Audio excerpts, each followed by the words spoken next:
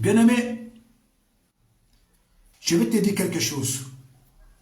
Quelles que soient les épreuves, quelles que soient les souffrances, quelles que soient les situations d'isolement, quelles que soient les situations de rejet, quelle que soit la mise en quarantaine, quelle que soit la situation de confinement que tu peux traverser, laisse-moi te dire quelque chose.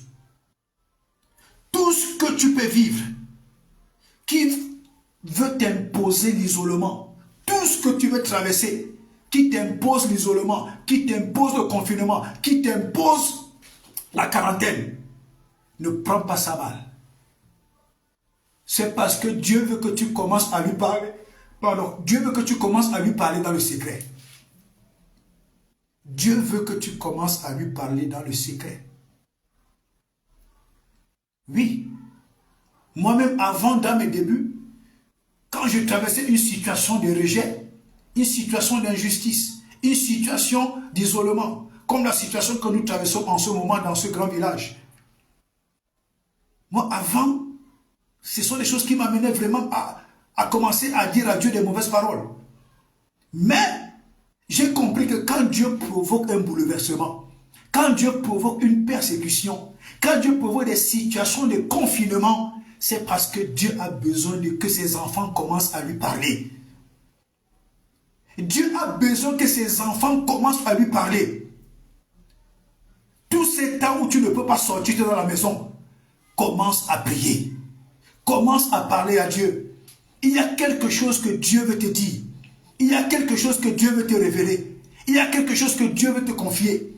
Il y a quelque chose que Dieu prépare pour toi. Dieu veut également que tu te prépares dans le secret, tu te prépares dans l'isolement, tu te prépares dans la quarantaine, tu te prépares dans ce confinement pour que quand tu vas sortir, quand la situation va s'arrêter, que tu sois déjà équipé pour des grandes missions. Regardez David. David tuait des lions et des ours dans la brousse qui savaient. Pendant que ses frères, son père, ses parents disaient que David c'était un raté, David c'était un vaurien, David c'était un dernier, David c'était nul, parce qu'il s'occupait des brebis. Mais il ne savait pas que David était en train de se préparer derrière les brebis dans la forêt. David tuait les ours, David tuait les lions. Alléluia. C'est pourquoi quand David est arrivé devant Goliath, Goliath était comme un chien devant David. Parce que David tuait des lions et des ours. Goliath était qui? Goliath n'était rien. Et alors, quand David a reçu son équipement dans le secret, quand David a reçu son équipement dans l'isolement, quand David a reçu son équipement dans le confinement, quand David a reçu son équipement dans les douleurs, les mépris de son frère, quand il est sorti de cette situation, David était prêt à terrasser Goliath. Et c'est quand il a terrassé Goliath que, bingo, sa renommée. On dit quoi? Donc il y a quelqu'un comme ça en Israël? Ce n'est pas possible. Mon frère, ma soeur, passe les moments de communion avec Dieu. Le temps que tu es à la maison, le temps que ces gens-ci nous empêchent de sortir, ma soeur, mon frère, est une vie de prière permanente. Si tu ne te prépares pas dans ces moments-ci, tu vas louper le coaching de Dieu. Si tu ne te prépares pas pendant ces moments, tu vas louper la trajectoire de Dieu. Si tu ne te prépares pas dans ces moments, Dieu ne va pas te confier la grande mission qu'il voulait te confier. Dans ce moment de confinement, ce moment d'isolement, ce moment où nous passons dans les maisons, ce sont des moments de préparation. Ce sont des moments de préparation. Ce sont des moments de préparation. Dieu veut que chacun de nous commence à se préparer. Dieu veut que chacun de nous commence à être équipé. Parce que quand nous allons sortir d'ici, étant déjà équipés, Dieu va confier à chacun la mission qu'il va préparer. La mission qu'il doit assigner. Alléluia. Bien-aimé dans le Seigneur. Bien-aimé dans le Seigneur. Alléluia. Alléluia. Les moments de confinement, ce sont des moments sérieux. Hein? Oui, bien-aimé. Quand les Américains avaient mis Cuba sous embargo, les Américains ne savaient pas qu'ils faisaient du bien aux Cubains. Aujourd'hui, les Cubains ont les meilleurs médecins du monde. Ont les meilleurs médecins du monde. Quand l'Union européenne mettait la Russie en embargo, dans les sanctions, Mais l'Union européenne ne savait pas qu'ils étaient en train de booster l'économie de la Russie. Ils ne savaient pas qu'ils étaient en train de permettre à la Russie de se préparer également militairement. Les viandes, les céréales, beaucoup d'autres aliments que les Russes commandaient à l'extérieur. Aujourd'hui, c'est eux-mêmes qui produisent ça et ils sont en train de vendre ça à l'extérieur. Donc, tout ce que tu vas traverser, ce sont des moments de formation. Enfant de Dieu, servant de Dieu, tout ce que tu vas traverser, toi étant déjà dans le Seigneur, ce sont des choses qui t'amènent à bénéficier, à recevoir, à être qualifié, à entrer en possession de la grande mission de Dieu. Dieu ne donne pas des missions à quelqu'un qui n'est pas préparé. Dieu ne confie pas des missions à quelqu'un qui n'est pas préparé. Dieu ne donne pas une feuille de mission à quelqu'un qui n'est pas préparé. Dieu ne donne pas son plan politique à quelqu'un qui n'est pas préparé. Même dans l'armée, le rôle que jouent les policiers, ce n'est pas le même rôle que jouent les militaires. Le rôle que joue le bataillon spécial, ce n'est pas le même rôle que jouent d'autres militaires. C'est pourquoi vous voyez dans l'armée, il y a des corps où quand tu es dans ce corps-là, non, la formation que tu as reçue, parce que là-bas, ce n'est pas la blague. Mais vous allez voir aujourd'hui dans certains corps, dans la police, que tu sois formé ou pas, que tu sois, on s'en fout, on te met là, mais il y a des corps où on ne peut pas tricher. Il y a des corps dans l'armée qu'on ne peut pas tricher. Si tu pues les étapes, tu meurs. Alléluia. Alléluia. Alléluia. Bien-aimés dans le Seigneur, nous continuons. Que Dieu vous bénisse abondamment. Nous continuons. Excusez-moi. Bien-aimés dans le Seigneur Jésus. Je voudrais également te dire quelque chose. Dieu dit,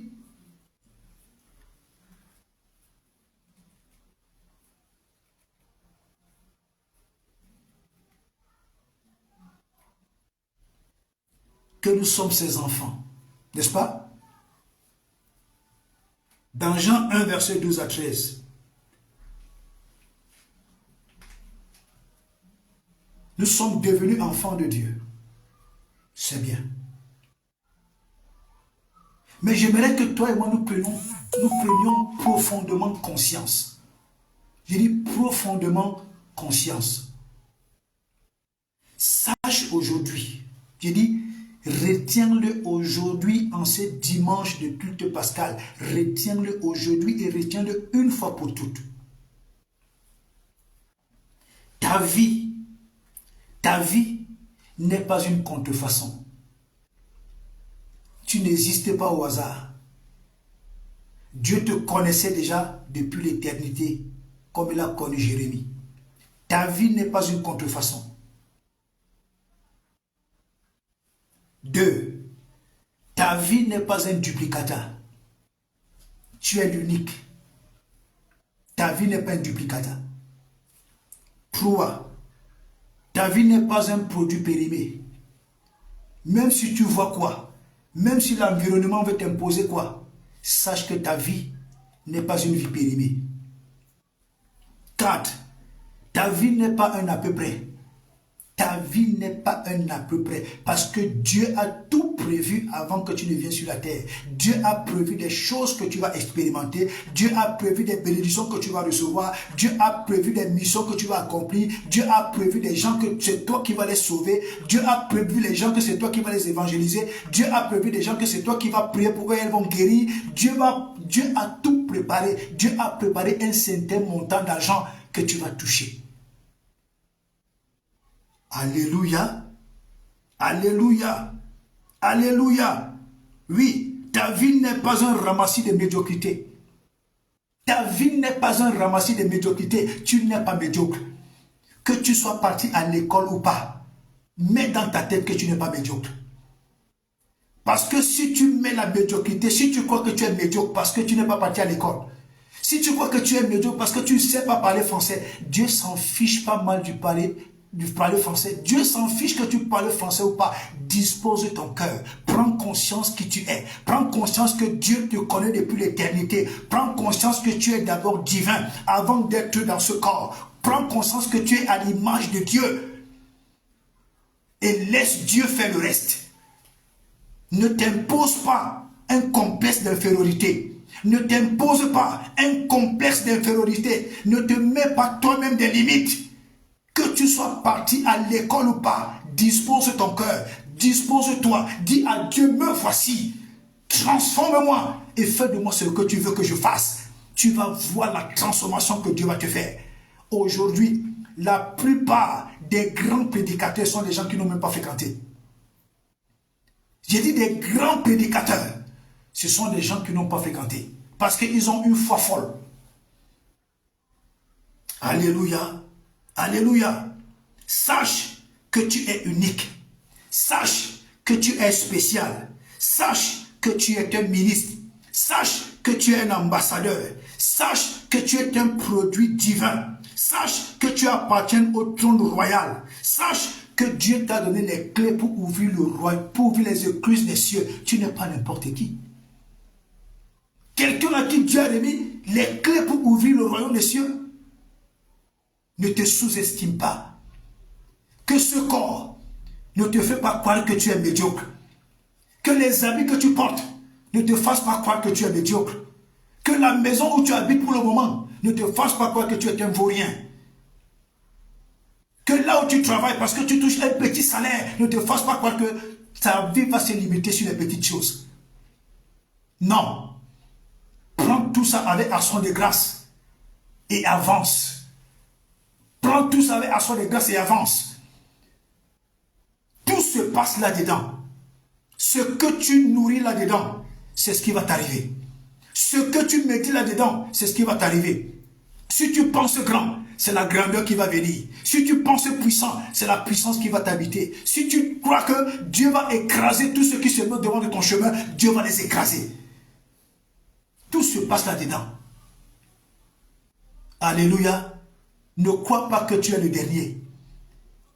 Beaucoup de premiers seront les derniers. Ceux que toi tu penses aujourd'hui qui sont riches et milliardaires, il y a combien de milliardaires qui sont en train de devenir pauvres? Il y en a combien? Ils ont tellement de dettes comme ça. Ils sont dans le gouvernement, ils sont dans le milieu du sport, ils sont dans le milieu de la mode, ils sont dans le milieu de la musique. Les gens qu'à distance on voit qu'ils sont riches, mais ils sont tellement pauvres, ils ont tellement de dettes. Mais ils soignent leur apparence pour essayer de faire comprendre toujours aux gens qu'ils sont riches. Non, tu n'es pas n'importe qui. Alléluia.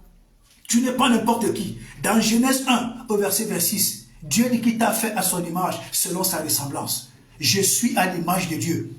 Je ressemble à Dieu. Dieu, donne-moi ton caractère. Dieu, donne-moi ta bouche. Dieu, donne-moi ton feu. Dieu, donne-moi ta puissance. Dieu, donne-moi ton élévation. Dieu, donne-moi ta grandeur. Dieu, donne-moi ta sainteté. Dieu, donne-moi ton honneur. Tu m'as fait à ton image, selon ta ressemblance. Ça, ce sont les points de prière. Dans Genèse 1, verset 26, Dieu dit qu'il nous a fait à son image, selon sa ressemblance. Dieu, accorde-moi cette grâce de te ressembler en parole, de te ressembler en acte. Dieu, habille-moi et remplis-moi de ta nature. Je veux te ressembler. Je veux faire comme toi. Je veux opérer comme toi. Dieu, que tout ce qui se met sur mon chemin soit broyé. Tu n'es pas n'importe qui. Tu n'es pas n'importe qui, ne te sous-estime pas. En ce culte pascal, je veux que ton entendement soit délivré. Je veux que ton raisonnement soit délivré. Je veux que ta conscience soit délivrée. Je veux que ton subconscient soit délivré. Je veux que ton homme intérieur soit délivré. Que tout ce qui te fait croire que tu es un moins que rien, tout ce qui te fait croire que ta vie est seulement limitée sur les échecs, fait comprendre à toutes ces choses que tu es à l'image de Dieu et que tu n'échoues jamais. Tu n'échoues jamais parce que ton Dieu n'a jamais échoué. Ton Dieu a un plan, ton Dieu a un projet, ton Dieu sait ce qu'il fait avec toi pas à pas. Alléluia. Je suis à l'image et à la ressemblance de Dieu. La Pâque symbolise la délivrance. J'aimerais qu'aujourd'hui ton entendement soit délivré. J'aimerais qu'aujourd'hui ta façon de voir les choses soit délivrée. J'aimerais qu'aujourd'hui ta façon d'appréhender les choses soit délivrée. Je veux que ton cerveau soit délivré. Je veux que ta réflexion soit délivrée. Parce que tout part de la réflexion. Quand Satan tient ta réflexion, Satan tient ta vie. Quand Satan tient ton raisonnement, Satan tient ta vie. Quand Satan tient tes pensées, Satan tient ta vie. Quand Satan tient ton cœur, Satan tient ta vie. Alléluia. Ne fais pas croire à Satan qu'il a le dessus sur toi. Ne fais pas croire à Satan qu'il a le mandat sur toi. Ne permets pas à Satan d'entrer et de s'asseoir dans tes pensées. Ne permets pas à Satan d'entrer et de s'asseoir dans ton cœur. Si que tu es foutu. C'est une semaine de délivrance. C'est un culte de délivrance. C'est un culte de la Pâque. La Pâque symbolise la puissante délivrance de Dieu. Alléluia. Alléluia. Dieu dit dans Jérémie 15 au verset 19. Dieu dit dans Jérémie 15 au verset 19, je vais paraphraser, il dit, si tu ne sais pas ce qui est vil de ce qui est précieux, ta bouche sera comme ma bouche. Mais mon frère, ma soeur, est-ce que tu prends conscience que ta bouche est la bouche de Dieu? Si tu ne sais pas ce qui est vil de ce qui est précieux, Dieu dit que ta bouche sera comme sa bouche. Est-ce que tu prends conscience? Sépare-toi des viles choses. Sépare-toi des choses qui ne t'édifient pas. Sépare-toi des choses qui ne te rapportent rien. Dans Facebook, dans YouTube, dans Messenger, dans même la mauvaise compagnie, les gens qui ne t'apportent rien. Sépare-toi de ce genre de choses. Des choses qui ne t'édifient pas. Sépare-toi de ça. N'ouvre plus tes oreilles aux affaires des influenceurs, des influenceuses. N'ouvre plus tes oreilles aux choses qui ne t'équipent pas, aux choses qui ne t'édifient pas. N'ouvre plus ton cœur à ce genre de choses. Parce que la foi, c'est ce qu'on entend. Alléluia. Dieu dit que ta bouche sera comme ma bouche. Tu t'imagines, mon frère, ma soeur, que tu as la bouche de Dieu. Quand tu as la bouche de Dieu, c'est pourquoi faire? C'est pour changer ta vie. Quand tu as la bouche de Dieu, c'est pourquoi faire? C'est pour changer la vie des membres de ta famille. Quand tu as la bouche de Dieu, c'est pourquoi faire? C'est pour changer l'histoire de ton village, l'histoire de ton pays. Dieu dit, je cherche un homme. Il n'a pas dit des hommes, je cherche un homme qui intercède en faveur du peuple. Donc toi seul, tu peux changer l'histoire de ton pays. Toi seul, tu peux changer l'histoire de ton entreprise. Toi seul, tu peux changer l'histoire de ta famille. Toi seul, tu peux changer l'histoire de ton village. Toi seul, tu peux changer l'histoire des nations. Alléluia. Nous sommes puissants, frères et sœurs. Nous sommes puissants. Mais Satan veut nous retenir dans des choses viles. Satan veut nous retenir dans des choses sans importance.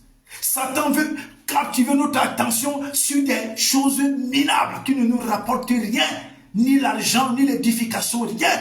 Mais vous allez constater que c'est à ce genre de choses qu'on s'attache le plus.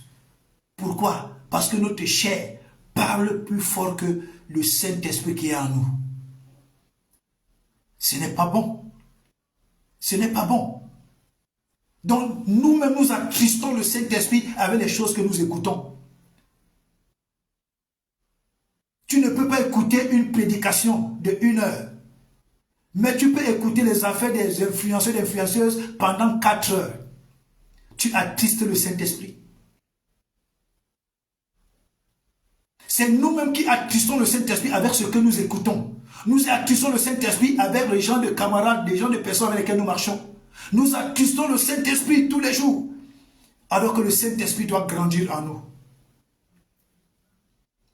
Ce n'est pas normal que les enfants de Dieu, les hommes de Dieu, leur chair parle plus fort que le Saint-Esprit. Pourtant, le Saint-Esprit est Dieu. Mais comment se fait-il que le Saint-Esprit a une voix plus forte que... Pardon, comment se fait-il que notre chair a une voix plus forte que celle du Saint-Esprit? C'est parce que nous nous occupons plus des choses qui ne nous édifient pas. Et ces choses tuent en nous la sensibilité spirituelle. Alléluia. Alléluia. Et Dieu dit encore dans Matthieu 18, verset 18, que ce que vous liez sur la terre est lié dans le ciel. Mon frère, est-ce que tu imagines ce genre de puissance? Les gens vont dans les sectes pernicieuses, ils payent des millions de francs, des milliards de francs. Mais nous, Dieu, tout ce qu'il nous demande, c'est que nous soyons en Christ, nous persévérons dans la foi, nous avons une vie disciplinée, nous avons une vie de méditation, de prière, nous sommes remplis de la puissance de Dieu. Ce que tu lis sur la terre est lié dans le ciel. La bouche que tu as, c'est la bouche de Dieu. Tu ne sais pas qui tu es. Si un sorcier s'azarde à venir contre toi, il est mort. Le Jésus-Christien, le sataniste qui essaie de venir t'attaquer, il sait qu'il est mort. Personne ne peut se lever et dire qu'il vient te détruire. Parce que ta bouche là est dangereuse. Ce que tu lis sur la terre est lié dans le ciel. Ce que tu déclares, c'est ce qui arrive. Alléluia. Alléluia. Dans Luc 10, verset 19, Dieu dit qu'il nous a donné le pouvoir de marcher sur les serpents, sur les scorpions et sur toute la puissance de l'ennemi. Frères et sœurs, prenons conscience que nous sommes remplis de la puissance de Dieu avec cette capacité et ce mandat de marcher sur toute la puissance de l'ennemi et rien ne pourra nous nuire. Alléluia. Alléluia. Et dans le psaume 33, versets 8 à 9, nous avons la capacité de changer les événements. Nous sommes puissants. Nous sommes des dieux. Nous sommes Dieu sur terre. Nous sommes les représentants de Dieu sur terre. Nous sommes la marque visible de Dieu sur terre. Nous sommes Dieu sur terre. Je vous dis que nous sommes Dieu sur terre. Ce que ta bouche dit s'accomplit. Ça peut prendre du temps, mais ça va s'accomplir. Parce que ta bouche est la bouche de Dieu.